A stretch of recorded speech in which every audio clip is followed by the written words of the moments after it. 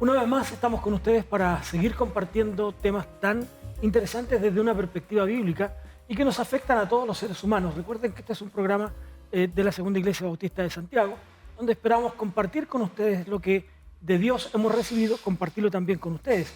Estamos hablando con el hermano Daniel Madrid, miembro de la Segunda Iglesia Bautista y que además es médico psiquiatra y que por lo tanto puede ayudarnos a entender además de un teólogo con certificación de teología también, puede ayudarnos a entender temas como estos desde la perspectiva bíblica y poder también nosotros comprenderlos y aportar a ellos.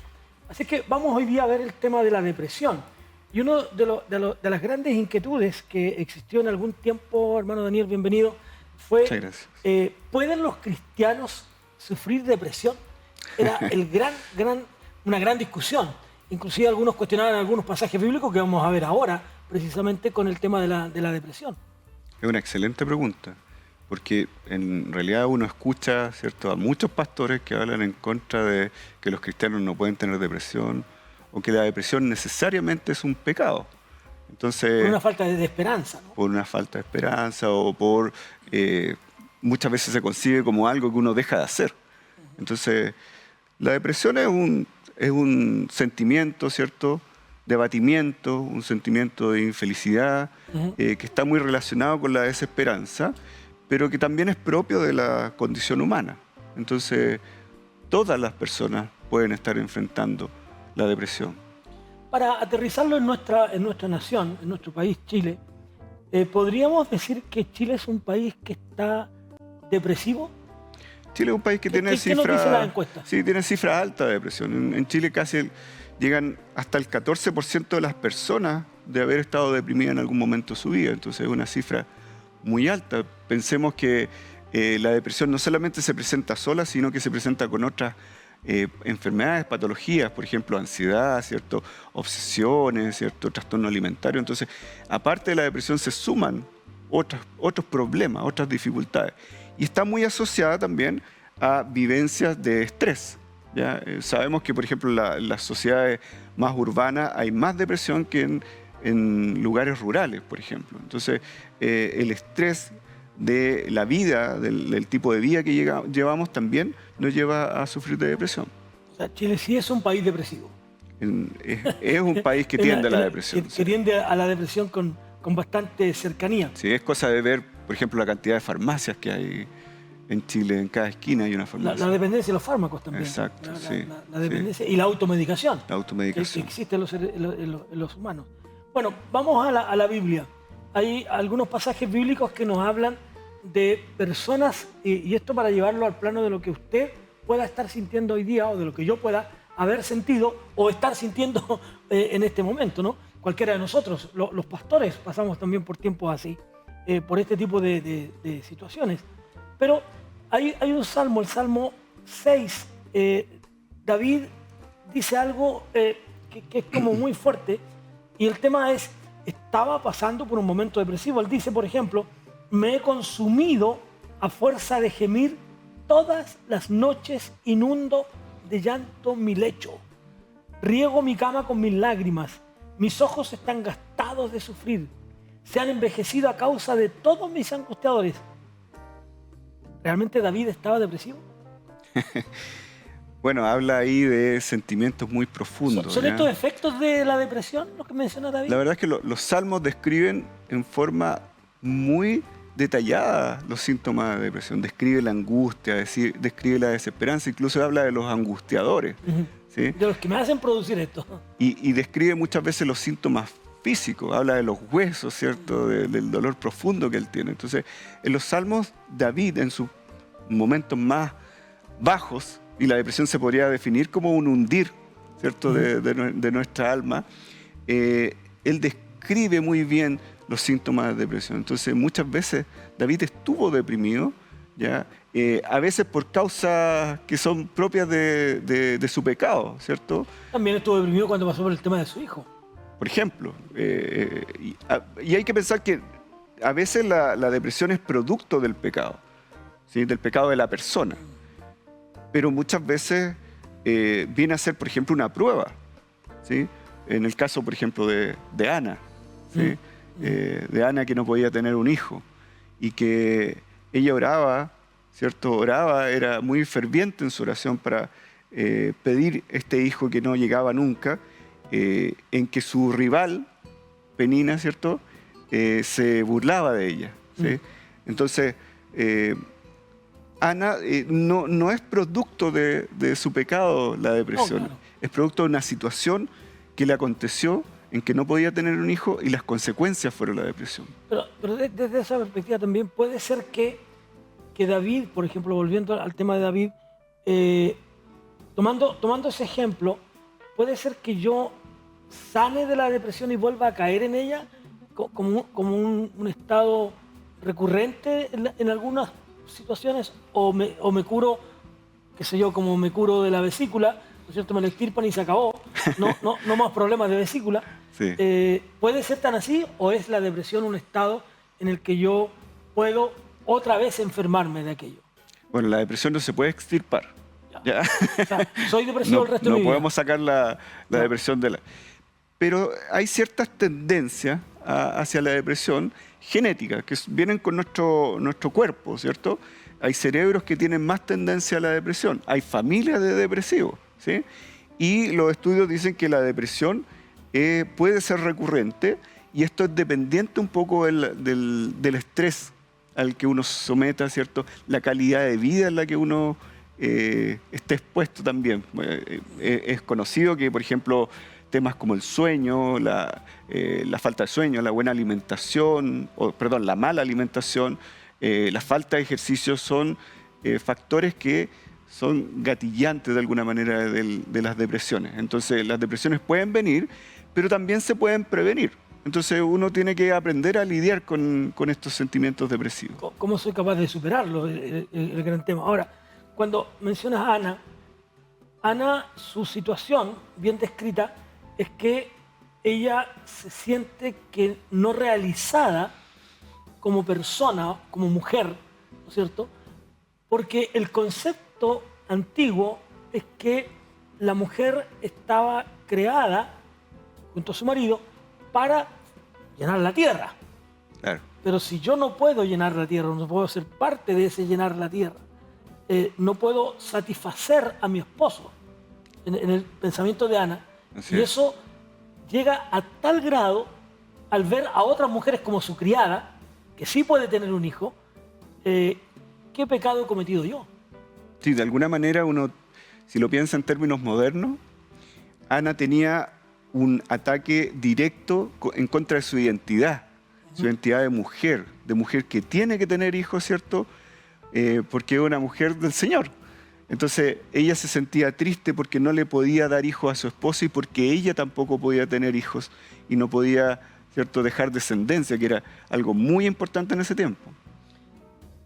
A Ana la llevó a otros estados. Ella no estaba débil, tú mencionabas el tema de la comida, estaba una mujer que lloraba por todo, por decirlo de una manera.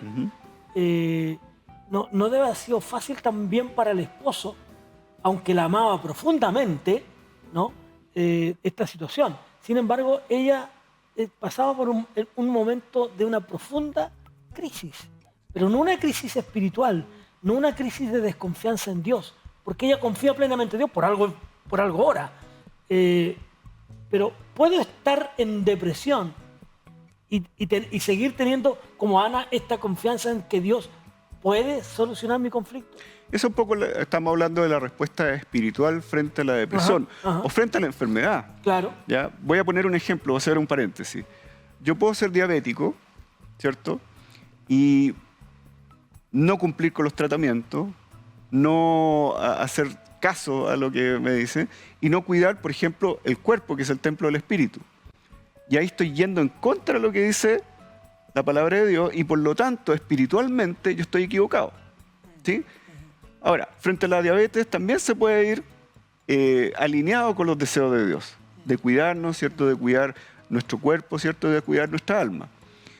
En la depresión pasa más o menos lo mismo. Yo puedo estar deprimido, decía que Ana tronaba por dentro, decía la palabra, ¿sí? Y estaba irritable. Entonces, Bueno, pobre marido. Sí. Sufría también el marido, ¿sí? Porque la depresión la toma ella, pero también toma al resto de las personas. Entonces, lo importante ahí es cuál es la respuesta que tiene Ana, ¿sí? Y ahí podemos decir que hay dos respuestas, ¿cierto? Porque ella lloraba, suplicaba, ¿cierto? Estaba entristecida. Y una respuesta es que es lo vital que hace Ana. Que Ana come. Y Ana se levanta y deja de llorar, ¿sí? Ujú. Pero ¿cuál fue la respuesta espiritual de Ana? Es que Ana, ¿cierto?, dejó su petición, su solicitud en oración en el templo. Ella pasaba en el templo. Y ella, cuando es capaz de dejar su tristeza a los pies del Señor, es cuando viene todo lo otro, cuando se recupera Ana, ¿sí? Entonces, de alguna manera tenemos que pensar, la depresión, el tratamiento es físico, nuevamente comer, ¿cierto? Comer bien, dormir, descansar, ¿cierto? Y tener actividades de esparcimiento sana es muy importante. Pero esa es la respuesta física, es el tratamiento. Pero lo otro es la respuesta espiritual. Sí, claro, de alguna manera lo que Ana hace es lo que a nosotros nos cuesta. Es decir, estamos en el problema, estamos en la crisis, la llevamos al Señor, pero seguimos llevándola a nosotros, Sí, ¿no? así es. La Biblia dice, el Señor Jesús dice, aprendan, echen su carga sobre mí, dice, yo se la Sí. voy a llevar. Pero echarla es dejar de llevarlas, ¿no? Y ese es un camino que nos cuesta muchas veces realizar, porque le decimos, Señor, mira, yo traigo este problema y quiero dejarlo ante ti, pero yo te voy a ayudar también, Sí. ¿no? Y la depresión podría pasar lo mismo. En cambio, Ana, simplemente al pararse allí después de que escucha al profeta, ¿no? Ella simplemente se va a su casa y todo lo demás, a pesar, insisto, del gran amor que su marido tiene por ella. Él mismo le dice, ¿acaso no te soy yo mejor que 7 hijos? Es decir, te amo tanto como si tuviera muchos hijos.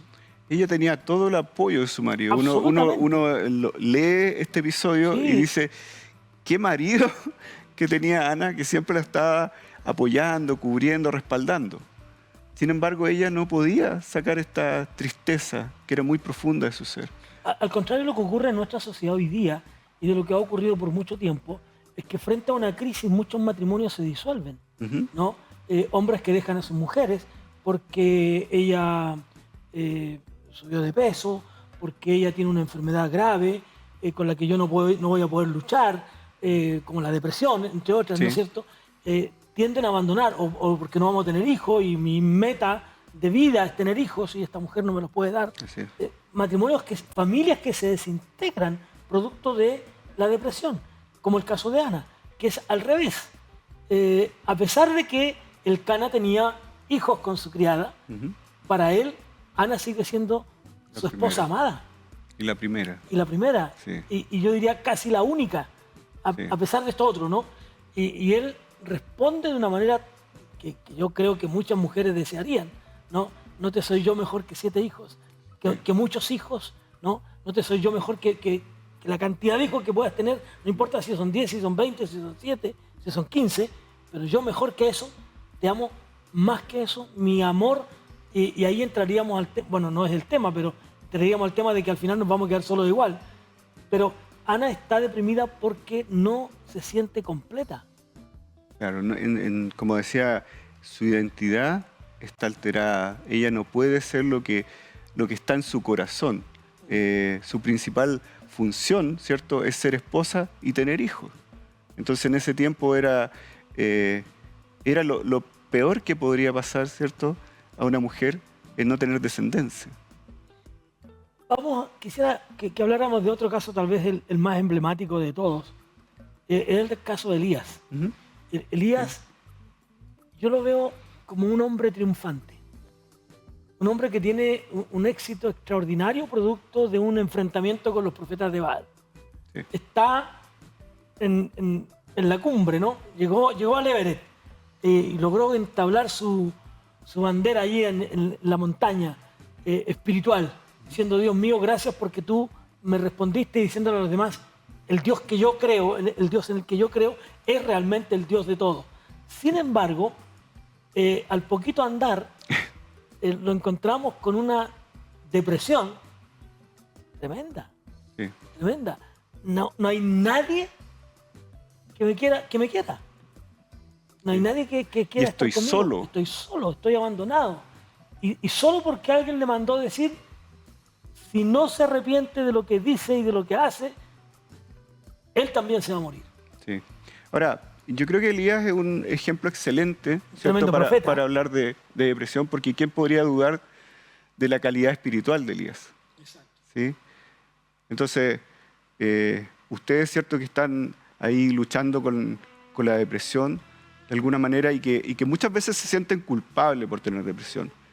Piensen en Elías, ¿sí? Elías había vencido, eran más de 400 profetas, ¿cierto?, que lo había vencido con solo el poder de Dios. Y lo que pasaba con Elías es que Elías estaba muy cansado, estaba agotado, tenía los síntomas propios del estrés, de haber tenido mucho tiempo de ajetreo, ¿cierto? Es como cuando uno trabaja horas y horas sin descanso y me siento cansado, abatido, ¿sí? Y aparecen ciertos síntomas de depresión. Aparece el temor, por ejemplo. Aparece la angustia, aparece la sensación de estar solo. Son como alarmas. El sentimiento de soledad es muy importante en depresión. Lo mismo, por ejemplo, el sentimiento de culpa o desesperanza, que son como los tres más importantes. Entonces Elías está abatido, ¿sí? Y uno no podría decir que Elías espiritualmente, ¿cierto?, es débil, ¿sí? Ahora, importante decir ahí que, porque tenemos que hablar un poco de cómo manejar la depresión, ¿cierto? ¿Se puede? Y una de las cosas importantes que hace Elías es que descansa, ¿sí? Porque está muy extenuado. Y muchas veces a nosotros se nos olvida que parte del tratamiento no solamente la depresión, sino que cuando uno se siente abatido, es el buen descanso. Por eso que los médicos lo sacan de su área de trabajo, por ejemplo. Sí, o le dan reposo. A eso me refiero. Antes se iban a ciertos lugares a descansar cerca del mar muchas veces, ¿sí? Entonces, el reposo es una indicación dentro de la depresión. Y es un reposo que no tiene que ser inactivo. Es un reposo haciendo otras cosas, ¿cierto? Tenemos que pensar que el Señor nos dio el ejemplo de 6 días de trabajo y 1 de descanso. Y no es porque Dios estuviera cansado, ¿cierto? Es porque es una indicación que va a ser de bienestar para nosotros. Entonces el descanso es una buena cosa, ¿sí? El comer sanamente, como decíamos antes, ¿sí? Y el tener actividades sociales. Es importante que, volviendo un poquito al caso de Ana, ¿cierto?, deja sus peticiones y después va y hace lo que tiene que hacer. Su vida rutinaria. Su vida rutinaria. Entonces, muchas veces en depresión uno tiene que tomar esa rutina y tiene que hacer cosas, aunque el cuerpo no quiera muchas veces, ¿sí? De hecho, los estudios de los últimos años dicen que, por ejemplo, los depresivos se sanan, o gran parte de su sanidad tiene que ver con que se activan antes de sentirse mejor, ¿ya? Porque si uno espera en depresión sentirse mejor y después activarse, puede quedarse con una depresión de muchos años. Ahora, en el caso de Elías, se le produce también un problema espiritual. Hay una desesperanza. Es decir, no lo dice el texto, pero uno podría sacarlo, ¿no es cierto?, al escarbar, al escudriñar, uno diría, Elías perdió la esperanza en Dios. Él dice, no hay nadie conmigo.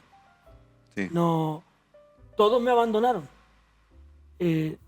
No, tampoco nos dice el texto que él haya buscado ayuda, sino simplemente que él, al escuchar esta información, esta noticia que le dan, simplemente se arranca. Es decir, produce la depresión entonces sentimientos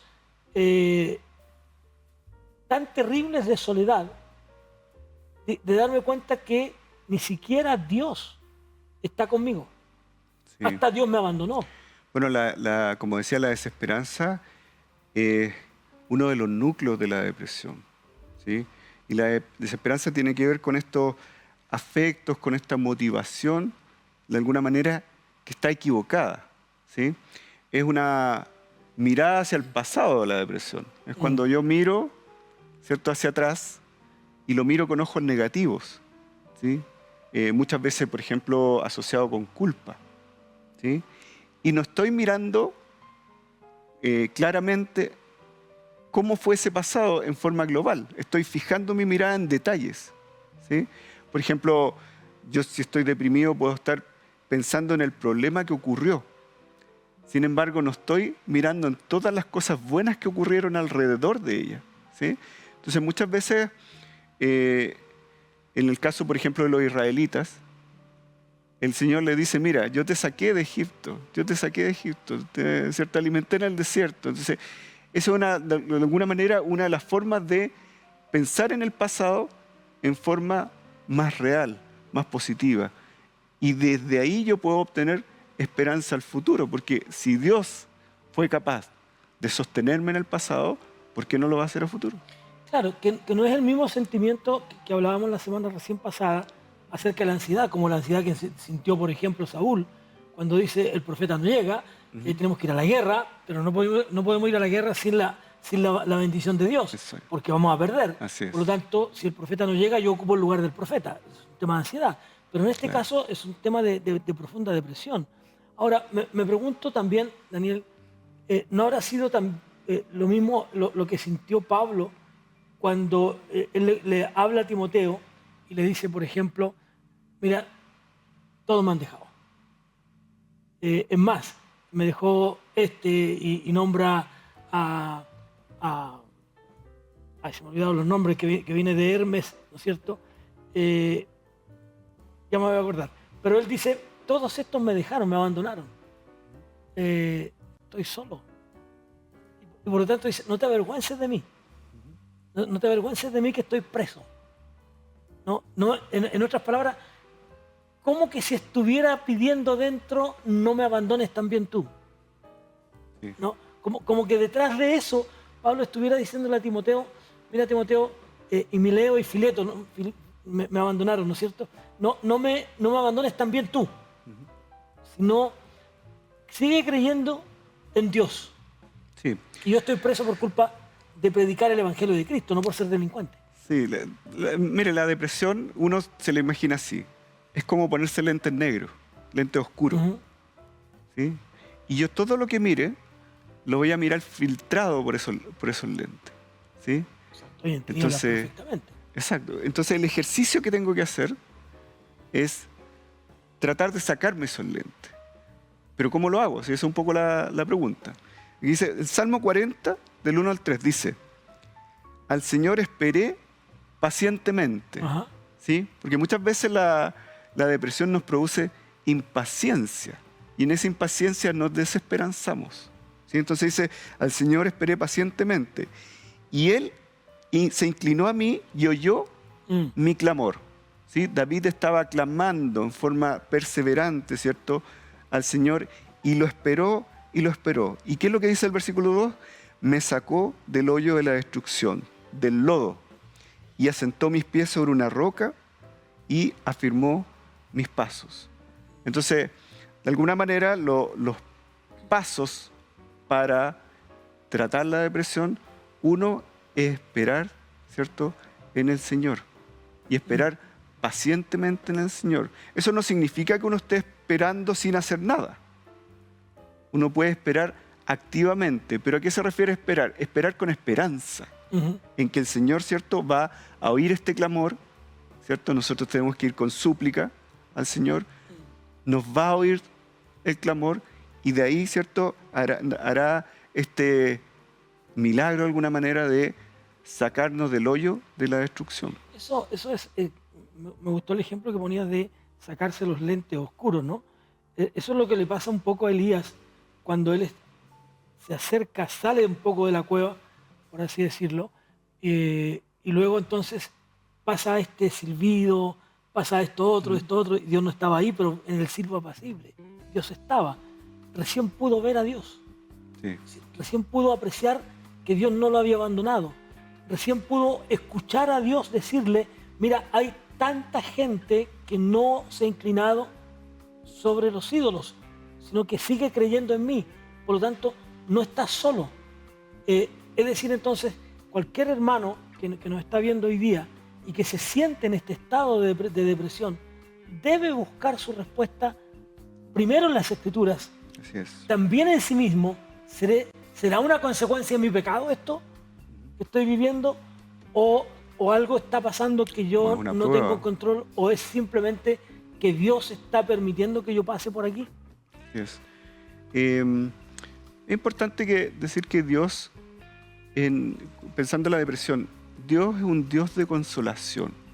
Dios tiene el poder de consolar y también nos usa a nosotros como consuelo, como hermanos en Cristo, nos ocupa para consolar a los otros. Entonces, tenemos que tener claro que este Dios es de consolación y Él sana a los quebrantados, según Salmo, ¿sí? Él tiene el poder suficiente para hacer estas dos cosas, sanar y consolar. Y por eso es importante que nosotros como hermanos en Cristo trabajemos para consolar a los quebrantados de corazón también. Debe ser nuestro desafío poder buscar la manera de ayudar a otros. De cómo poder, si nosotros hemos sido capaces, no de no pasar por el valle de sombra, diría el Salmo 23, ¿no? Porque todos pasamos por valles sombríos, pero nosotros logramos salir. Y al lograr salir tenemos que también tener la capacidad ahora de ayudar a otros para que esos otros también salgan de este valle de sombras. Pero bueno, un interesantísimo tema y lamentablemente el tiempo se nos fue. Así es que hemos llegado al final una vez más, pero vamos a seguir la próxima semana hablando acerca de estos temas que son tan importantes y que nosotros como creyentes, como hijos del Señor también experimentamos. Les invitamos la próxima semana a sintonizar una vez más 15.1 y la Segunda Iglesia Bautista. En ambos canales transmitimos este programa que sin duda será también de bendición para ustedes. La próxima semana, Daniel, veremos el trauma, otro de los grandes problemas del ser humano. Nos vemos. Chao, chao.